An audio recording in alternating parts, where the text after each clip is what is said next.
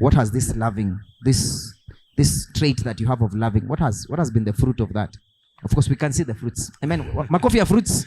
Makofia fruits. Yeah, we can see the fruits. But what has that done?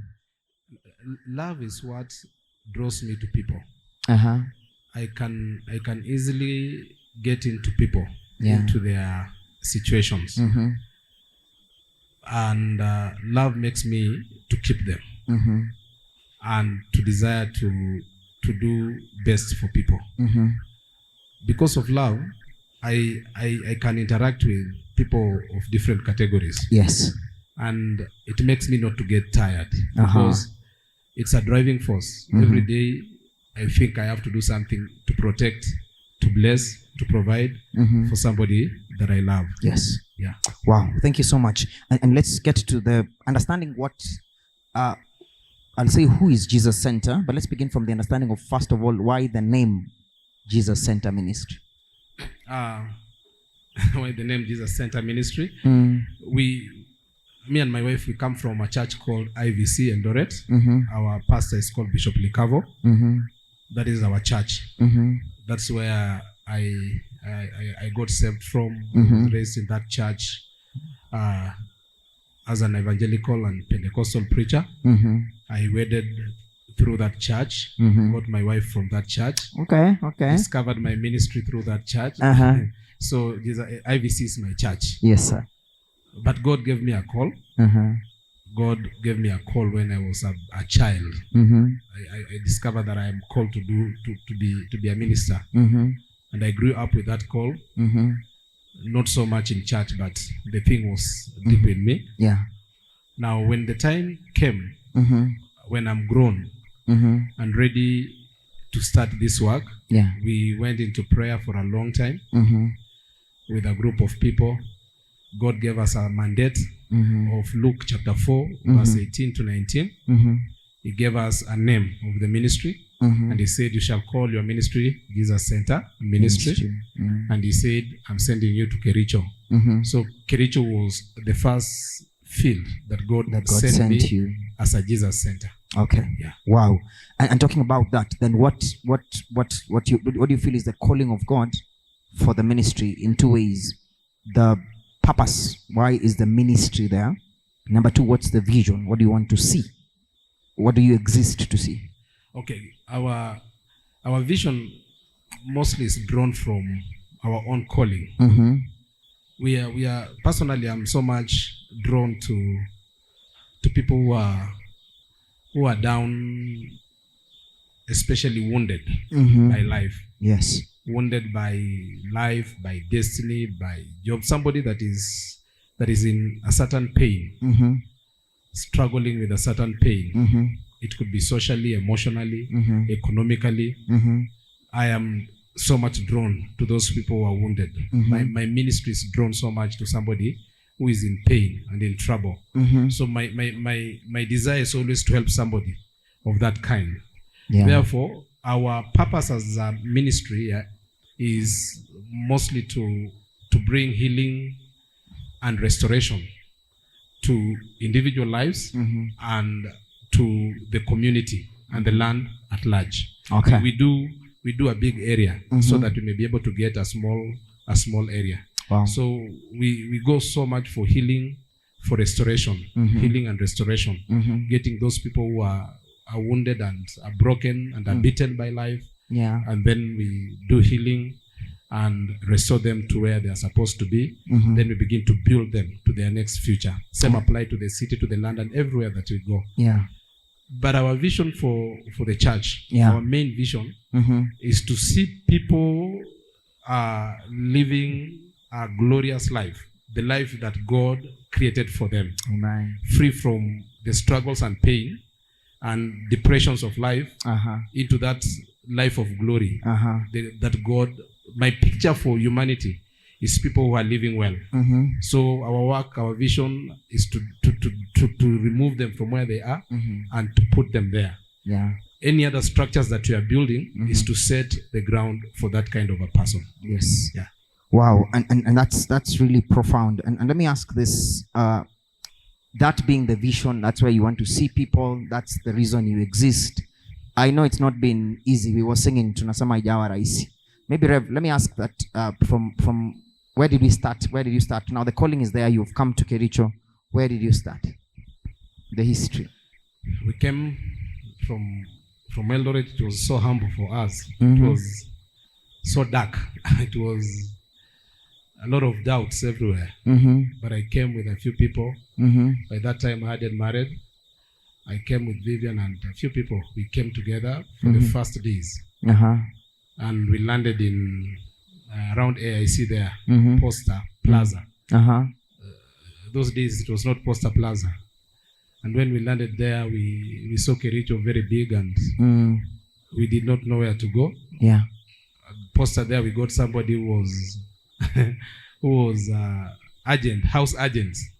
So we gave him a little money that we had. He got us a house, the entire big team, and we started the work like that.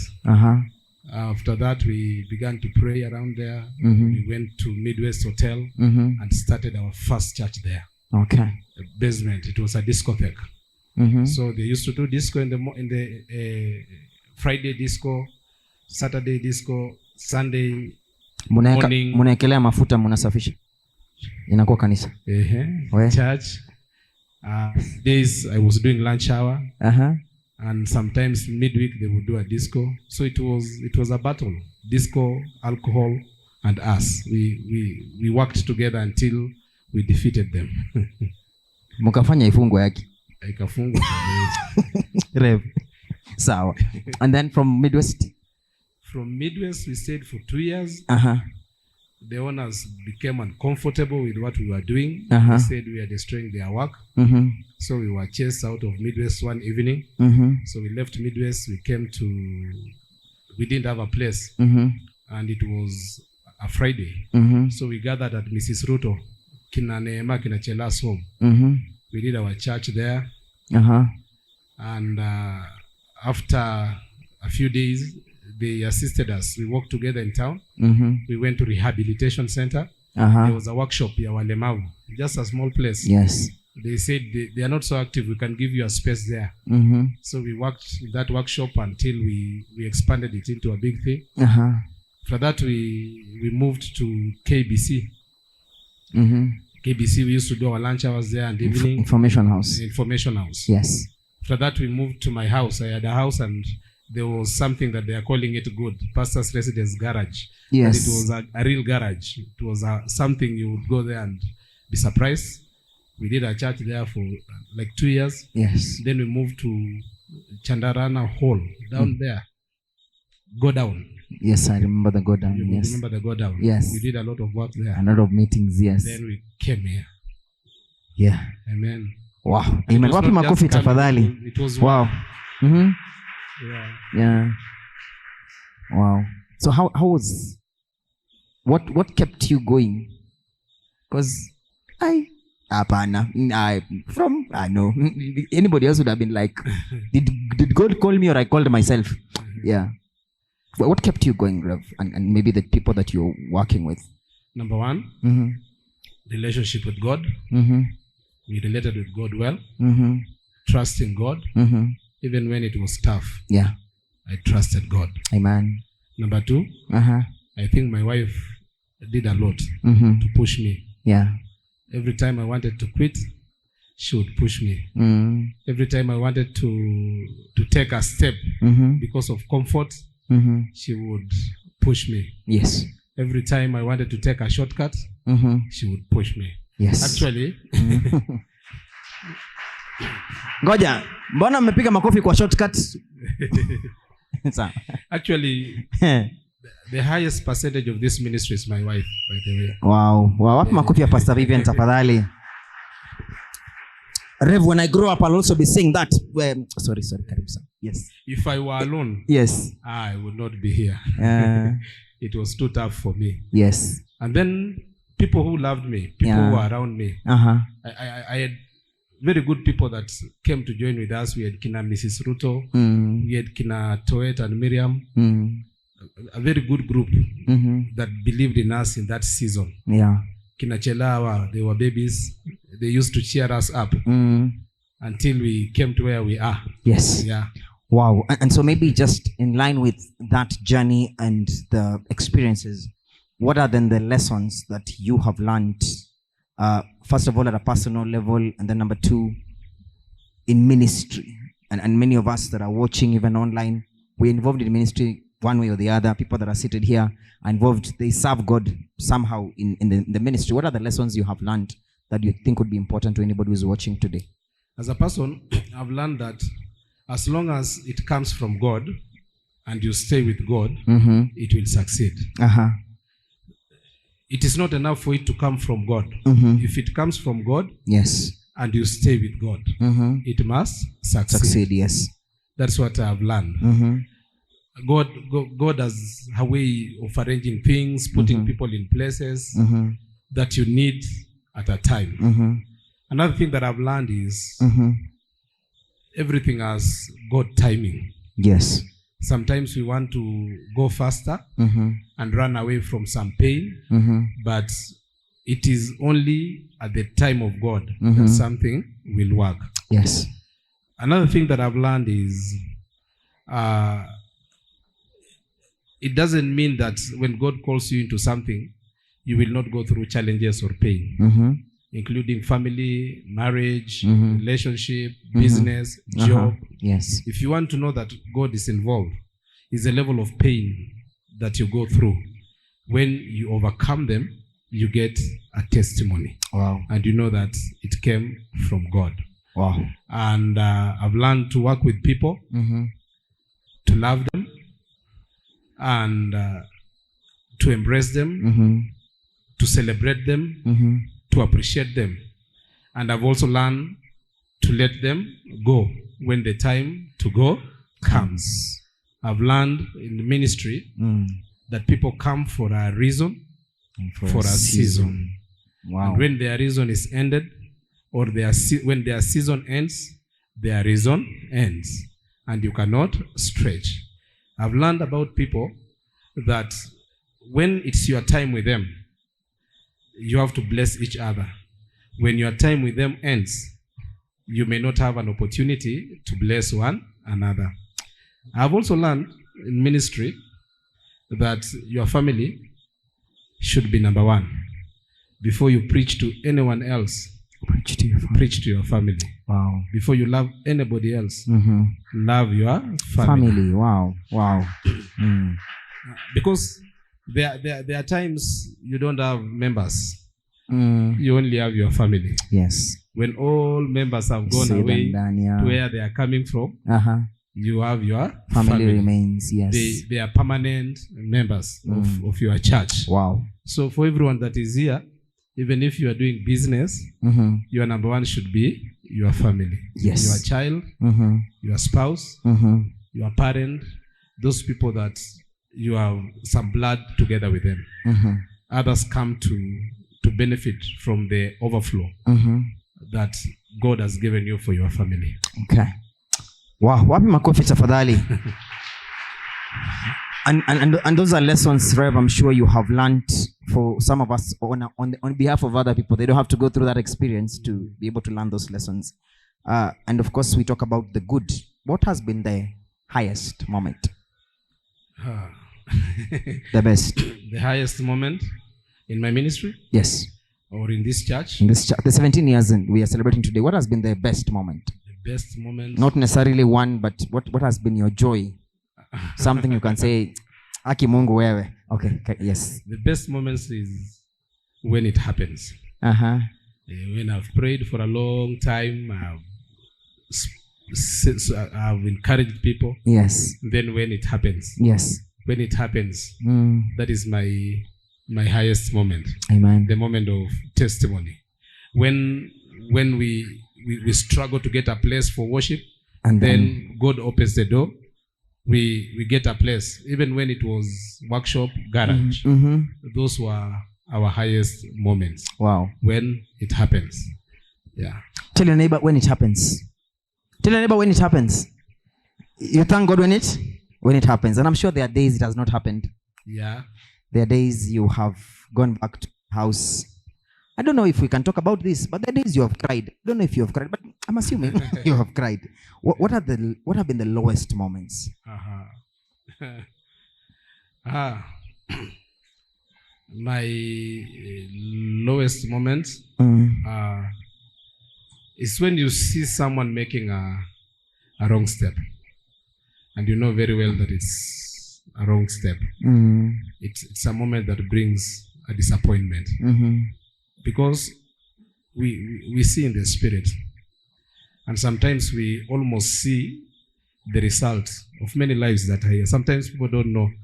We are almost seeing future, the result of people's lives, and we sometimes see where they are headed to, and when somebody is just about to get to where they are supposed to be, and then suddenly they get confused, and you cannot help them back. You cannot direct them anymore. You know what they need to have, but now you don't have any power because of their choices. It's up to, at that time it's up to them to decide what they want to do. It's one of saddening point for ministry.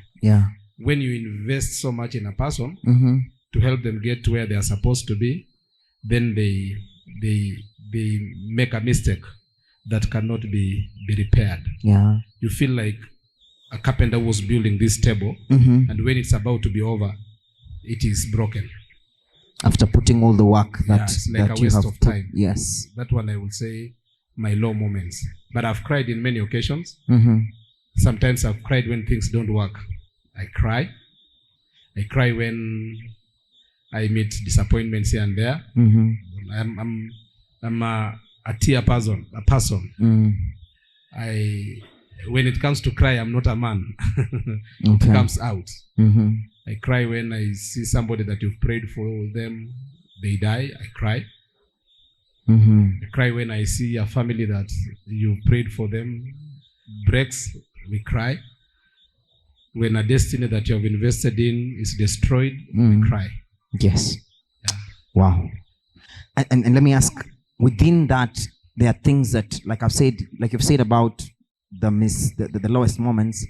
The challenge would be sometimes you have done this and that for this person to help them get better, and then they make the choice to not follow what you said, or what you're praying about, and helping them in the direction of maybe their destiny.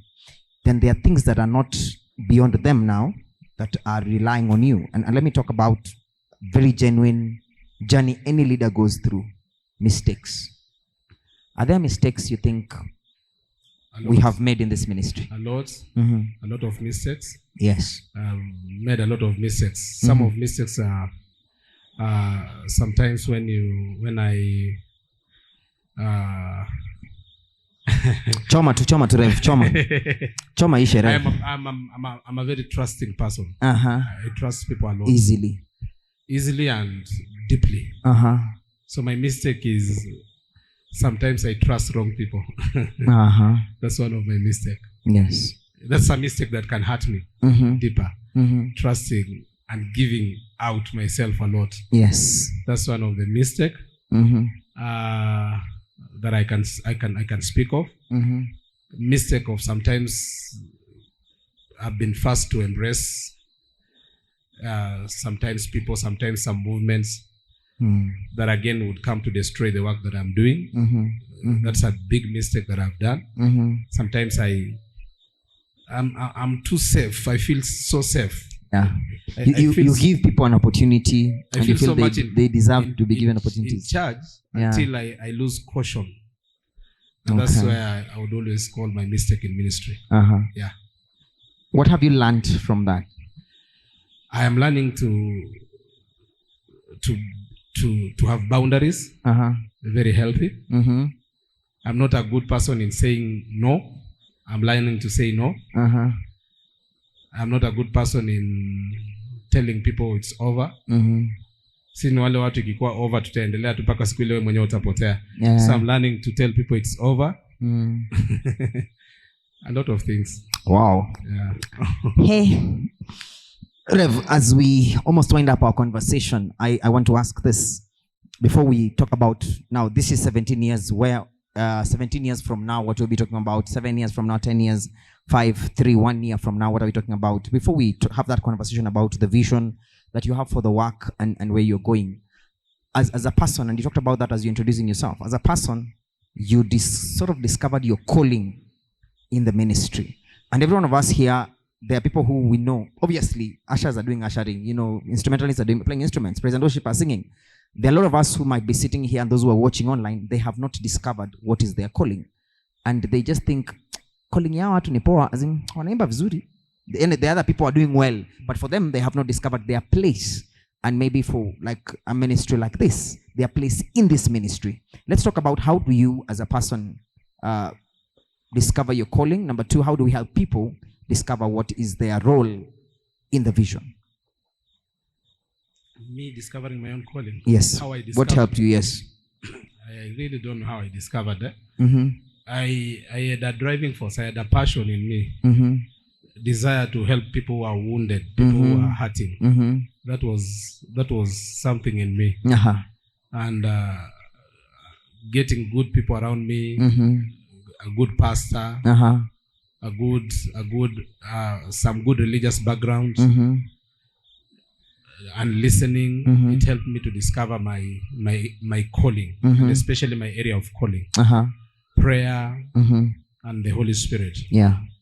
Somebody speaking to you and you listen. Yes. And I know in church sometimes it's not easy to discover your calling. Yes.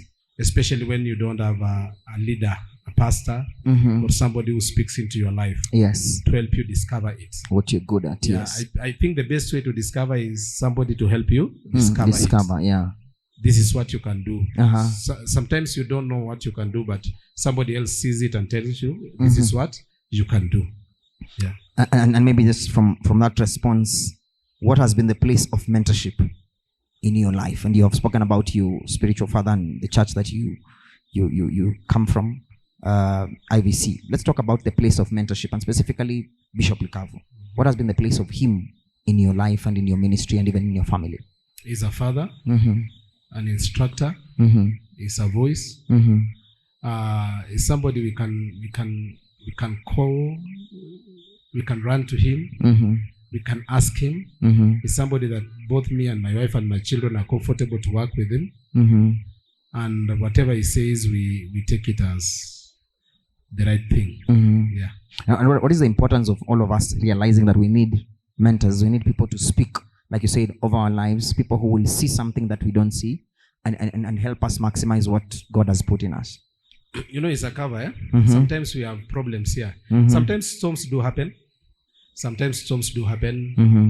Sometimes even in our personal relationship, we have some seasons of challenges. Yes. Sometimes even in town as I minister. But every time I call him and he speaks into my life, he normally quiets the situation. Yes. He holds our hands, open doors for us, helps us to connect with other people. Now, I it's like a cover, an umbrella. It's like a biological father raising up a child. And a child, however big he becomes, he cannot grow on without this parent. So I would say there's a role of a pastor, a role of a mentor. There's a role of a leader in every Christian. He's the one that opens your destiny.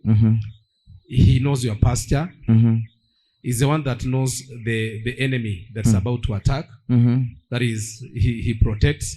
He instructs your life according to the ways of God. He's able to correct you because he can see what's happening. But there's a level of yielding, giving yourself to be helped, not equals. Yes. Yeah. Wow. And that's very important. What season do you think we're in right now as a ministry? After we had a season that we were starting the ministry, God was helping us to deal with the spirit world so as to open the physical. It was the beginning season that was in line with our lives as founders and ministers. So those were seasons of prayer, breaking altars, dealing with spiritual world a lot. After that season, the ministry found a space, but not a big space. And we continued praying and expanding it in the spiritual realm. But we reached a place now, the ministry has to be not only spiritual, but also structural. That's where we are. Okay. We are trying to be structural, to have properties, to have people. We call it both numerical strength, spiritual strength, financial strength. That is the area that we are in. At the moment, this year was a year that people now discovered what Jesus Center is fully. This is a vision. I need to follow it, or this is not what I was following it. At first, people don't know what you are doing, but after some time now, they know this is the vision. I am going to go with it, or this is not my thing.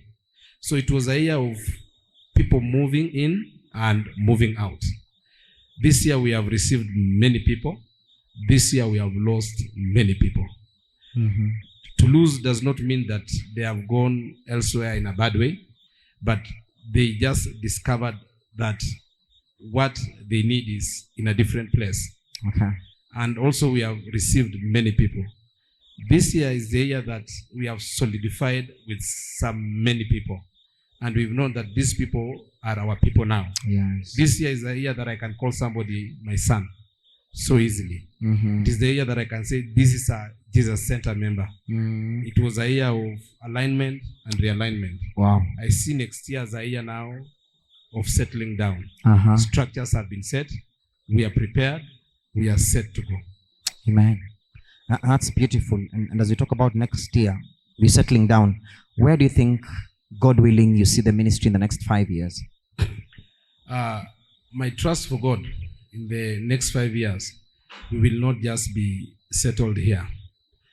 Our desire for a ministry is a bigger ministry. We are seeing a ministry just within this location, within this region, that can host up to 10,000 people plus. That is the ministry that we are seeing. We are seeing a ministry that runs hospital and schools and helping the orphans and vulnerable. A ministry that will participate in educating the people of the community and the land, not only in the things of God, but even in the things of life and development. That is the ministry that I'm seeing. But I'm seeing it out of Kericho also, in other places, and in other country. Personally, I think this year and part of next year, I'll be seriously here. But after some times, I would want to begin to go out, to do town meetings, and to do meetings in other areas, to build what God has given us. Yeah. Wow. Thank you so much, Rev. I want us to wind up this conversation with this last question. What is the one advice you'd give anybody who wants to get into ministry? Pastoral ministry specifically. My advice comes from what I've learned. After a period of time, I've learned what I am, what I want, where I want to go to. To this time, I know where I want to get to, and I know how to get there. I know what it takes to get there. Wow. The risks that are involved, and ready to take those risks to gain what I gain, to lose what I will lose, so that I get to that place. My advice to everyone, not only in ministry, in business, in family. Yes. Maybe you want to start a family, maybe you want to start a business, maybe you want to get a job, is to make a decision in your heart and plant that decision that it can never be uprooted, and allow yourself to be driven by that decision in regardless of what. People will cheer you at some point. At some point, people will curse you. But it's not about people. It's about you and God. A ministry, a business is not outside here. It is your heart.